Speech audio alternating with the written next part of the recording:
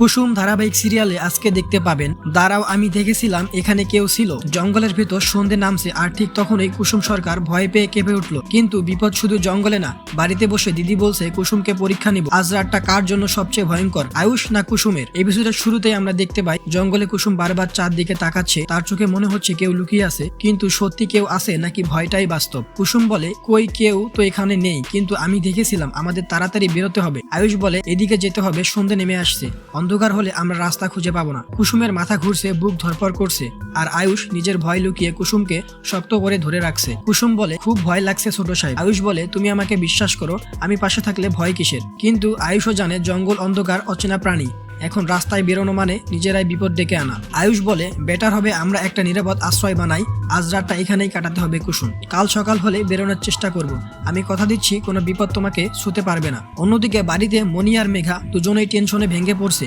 কারণ মিডিয়া সুযোগ পেলেই আগুন লাগাবে।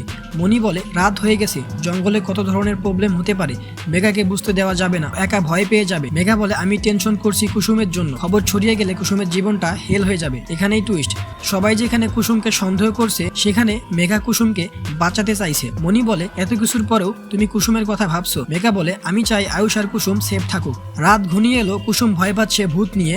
আয়ুষ হাসছে, কিন্তু ভেতরে ভেতরে সে নিজেও নিশ্চিত। কুসুম বলে ভূত পেত নিয়ে আমি ভয় পাচ্ছি। আয়ুষ বলে ভূত না, গাছপালারা আমাদের বন্ধু, এখানে কত শান্তি, ট্রাফিক নেই, চিৎকার নেই। তারপর আয়ুষ গল্প শুরু করে, এক রাজকুমার আর এক দাসী। আর সেই গল্পটা শুনেই কুসুম থমকে যায়, কারণ গল্পটা যেন তাদেরই।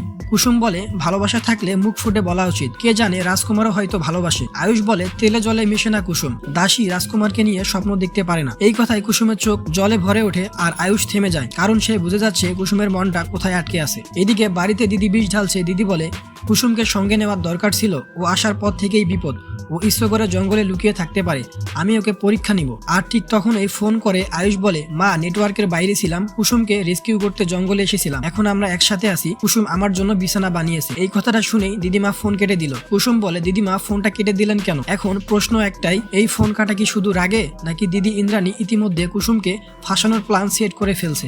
আপনাদের মতামত কমেন্টে জানান এবং পরবর্তী আপডেট পেতে আমাদের চ্যানেলটিকে সাবস্ক্রাইব করে আমাদের পাশেই থাকবেন।